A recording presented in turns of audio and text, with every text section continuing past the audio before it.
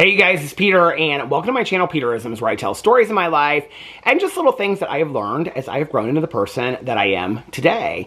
And I have not filmed a video over here in quite some time. As many of you probably know, I just got 2 new puppies last week. It's been almost a week. Tomorrow will be a week that they have come home to us. And so this week I have just been getting acquainted with the pups, getting acquainted with the new schedule, and just kind of trying to figure things out. So starting next week, I will be back to regularly posting on all of my channels again, but I've just kind of taken this week to just relax with them, get to know our new schedule, and just kind of trying to figure things out. So today, since it is August 1st, I thought that I would start the month of August with a meditation to kind of get us all balanced and centered before we go into the last month of summer. It seems surreal to say that. I was just thinking about that last night. It feels like it was, I'll probably talk about this on my vlog today too. It feels like it was just yesterday that I was thinking about the pool opening, and I had no idea that these 2 little guys were going to come home to us this summer, and it has been a really, really great summer. I have to say, with the heat has been really, it has been intense this summer, and I've enjoyed it. I've loved the heat. I've loved going to the pool. I've actually gone to the pool quite a bit. We had a wonderful vacation. It's been a really, really nice summer. I am starting to kind of get ready for the cooler months, what do they call them, the burr months, the October, November, December months. I am kind of a little bit ready for that, but I know once they come, I'll be like, oh, I miss summer. So anyway, I thought that we would commemorate the beginning of August with some meditations from Melody Beatty to see what she has to say to us about starting this last month of summer. I mean, I have so many friends of mine whose kids are starting school this week or have started school already. And I'm like, God, it seems so early, you know? Whenever the Indiana State Fair starts, so I live in Indiana, whenever the Indiana State Fair starts, I'm like, that's always the thing that's kind of like the last thing of summer. And I think it started this weekend. And when I was growing up, it always started like the last 2 weeks of August, because it was always the last thing of the summer. And so it's weird that it starts so much earlier, and I think it's for a lot of the kids that are involved in like agricultural stuff and whatever. Okay, let's get in here and see what the, the first meditation in the language of letting go, my very favorite meditation book of life, today is about gratitude for August 1st. So let's go into Journey to the Heart. You know I love to talk about gratitude. Let's go into Journey to the Heart and see what the meditation is for August 1st in this one. Let's go in here and see. Wouldn't it be funny if they were both about gratitude? I've always wondered, Melody Beatty passed away this year, which is so sad, but you know, I have like a couple of her meditation books, and I read them specifically now just for video, but back in the day, I used to, you know, just read them to myself, and some of them would align. Like August 1st sometimes would be about like gratitude, and then the other one would be about like, it would say like gratitude and giving to yourself, and I'd be like, I wonder if she references her other books when she writes them to think, like, so if people are reading the same books, you know that the meditations fit together. So it'll be funny if this one says gratitude too. Oh, tomorrow says, what do we do when people resent us? Oh, that might be a good one for tomorrow. Okay, August 1st. You have it all. These are both good ones. Let's read both of them. Okay, you have it all. I was sitting at a camp in Washington's Olympic Forest talking to a young woman. We were both enjoying the day. People forget that life and death are both part of life, she said. They forget that young and old are both part of life. We live in a society that has everything separated. We live in a society that's forgotten the whole and holistic. The whole. All of it. Male and female, young and old, life and death, tears and joy, all part of the same, parts of the whole. I want to have it all. We may have heard those words many times.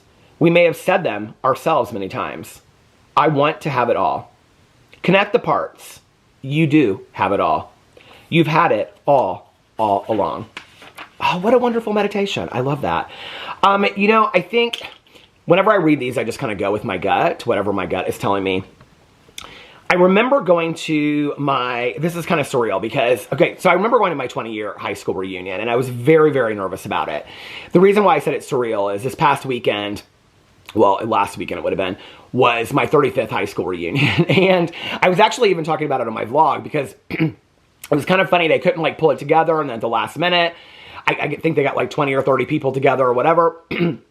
I really had no desire to go to it. There was a period in my life where I really felt like I needed to go to my high school reunion. My friend that I grew up with, she and I went to the 10-year reunion. My 10-year high school reunion was kind of like, everybody was just kind of like showing up and showing out. It was very bizarre. Like everybody was like, so what do you do now? And all that kind of stuff. The 20-year reunion was not that. It was very laid back. And at that point, I wouldn't say I had my life like completely together, but you know, I'd been sober for a period of time. My husband and I were together, and I don't know, I felt good about myself. I think physically it was like the best I had ever felt about my body, and I don't know, I was just kind of ready to have my Romeo and Michelle high school reunion moment, and I did, and I showed up and realized I didn't need that.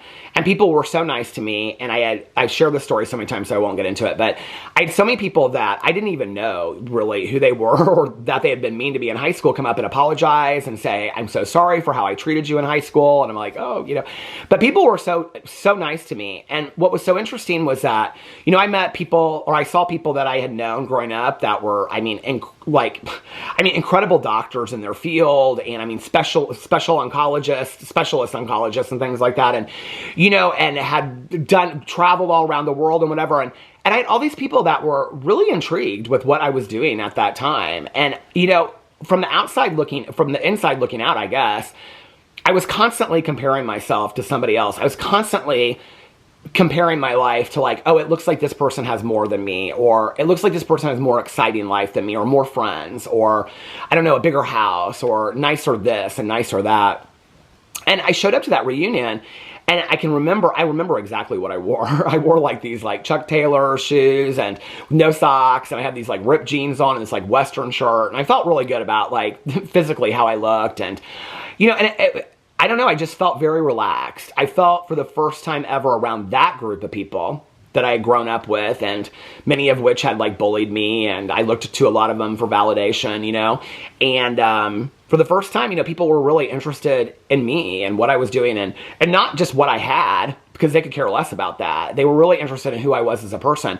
And I can remember, you know, this was the beginning of like social media, and so people were seeing that my husband and I were doing this and doing that, and, you know, and we were going here, but, you know, it wasn't exciting. It wasn't, you know, like 5-star hotels. It was, we were doing it on a dime, and we were having a blast, you know, and I can remember, but it was like, you guys have such a fun life, and you just seem to have so much fun, and blah, blah, blah, and you seem so happy.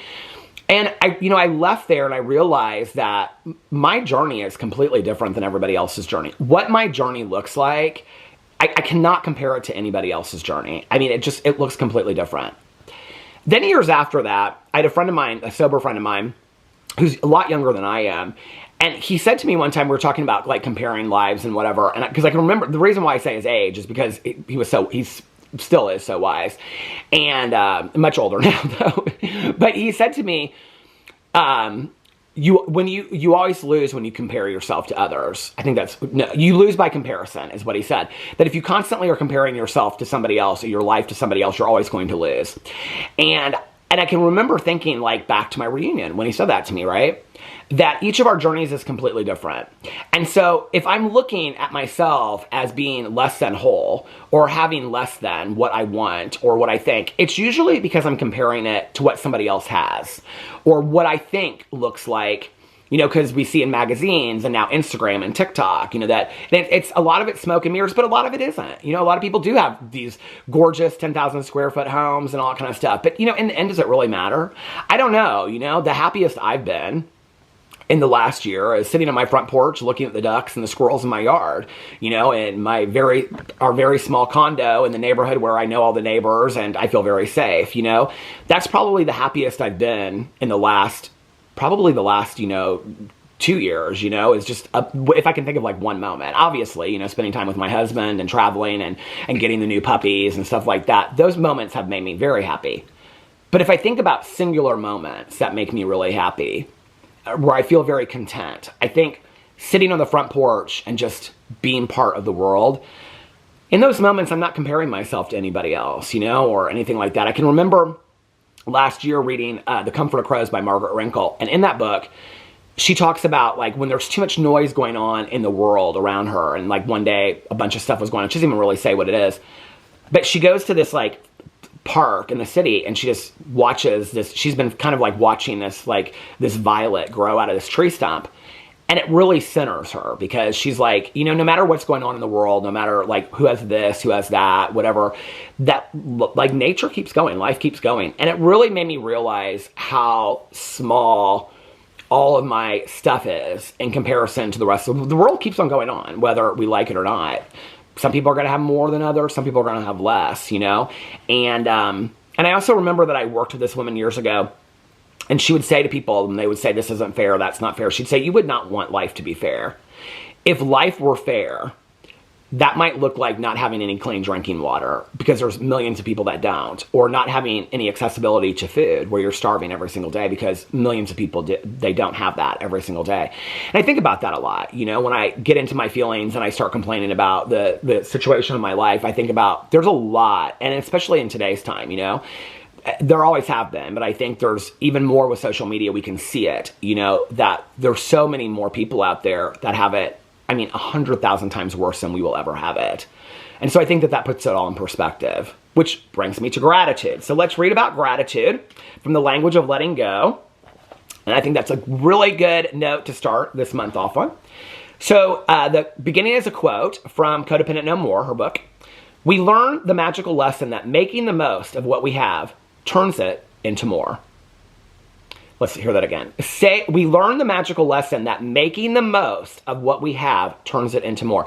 So that means enjoying each cup of coffee, enjoying each silent moment, enjoying even a 10-minute nap, you know, enjoying the puppies running around the house, enjoying a piece of toast, you know, enjoying each moment and being incredibly grateful for I'm so grateful for this cup of coffee. This cup of coffee tastes so good. I think we live in a society where we are constantly seeing the negatives, and I've done this myself the majority of my life. We constantly see the negatives where we complain about what makes us unhappy versus focusing on what makes us positive, you know? Say thank you until you mean it. Thank God, life, and the universe for everyone and everything sent your way. Gratitude unlocks the fullness of life. It turns what we have into enough and more. It turns denial into acceptance, chaos to order, confusion to clarity. It can turn a meal into a feast, a house into a home, a stranger into a friend.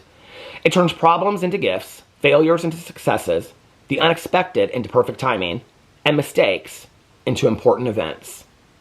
It can turn an existence into a real life and disconnected situations into important and beneficial lessons. Gratitude makes sense of our past, brings peace for today, and creates a vision for tomorrow. Gratitude makes things right. Gratitude turns negative energy into positive energy. There is no situation or circumstance so small or large that it is not susceptible to gratitude's power. We can start with who we are and what we have today. Apply gratitude. Then let it work its magic.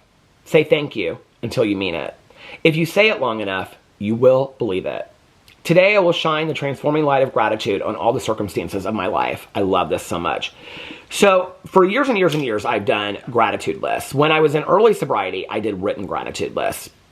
My early sponsors would have me keep a note card or a piece of paper of all the things I was grateful for that I would lose if I started using again. So that if I was craving or wanted to use, I could pull that out, I could look at it. And I think it's a valuable lesson. And I've had many sponsors, many people, therapists, and, you know, friends of mine through the years that have suggested or had me do gratitude lists. And a while ago, I said I was going to start keeping a gratitude notebook again because that was so helpful to me. And years ago, I did the Magic Book by Rhonda Byrne. And in it, you every day write 10 things you're grateful for. And then you say, thank you, thank you, thank you. You read them out loud. And you say, thank you, thank you, thank you. Profoundly changed the way that I looked at things because you couldn't repeat things. So every day they had to be completely different. Today I do more of a in my head or oral gratitude list when I'm doing my prayers late at night and sometimes in the morning. And when I get up, sometimes it's not in the morning, it's afternoon, but when I get up, I do a gratitude list, but always at night. And I always start it by being grateful for another day alive. And then my life, my health, my sobriety, my relationship with my higher power, and I go through all these different things. One of the things that I realized, I would say in the last couple weeks, is that it's almost kind of like a checklist that I go through every single night, where I go through my friends and family, having YouTube as a career, which I'm so incredibly grateful for, our house and our home, you know, the new puppies, the Boo and Tucker and Pee-Pee that we had before. I go through everything. But it's almost kind of like a checklist now. I do the same things.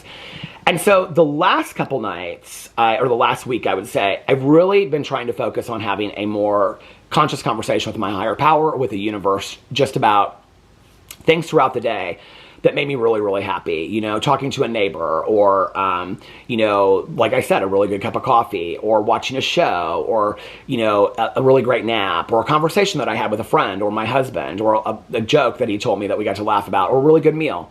And then having a really good meal takes you to being able to have food to eat when other people don't. Having water to drink, let alone coffee to drink, you know? Having a home that has air conditioning, and having a home, you know, having a place to sleep tonight, having a safe place to sleep tonight. And so then gratitude can go deeper and deeper and deeper and deeper. And for me, when you start looking at all that you have, it's really hard to complain about what you don't have. And I think that's for me, and I believe that gratitude is an action. It's an action that we take in practicing gratitude. When you practice gratitude, and so for me, okay, it's called getting out of yourself. And when I'm getting, you know, feeling sorry for myself and I focus on what I have, it's hard to complain about what you don't have in comparison to what so many people in the world don't have when you focus on what you do have. Anyway, great meditations for starting August. Let me know what you think about those in the comment section below. I love you guys, and I will see you tomorrow. Bye.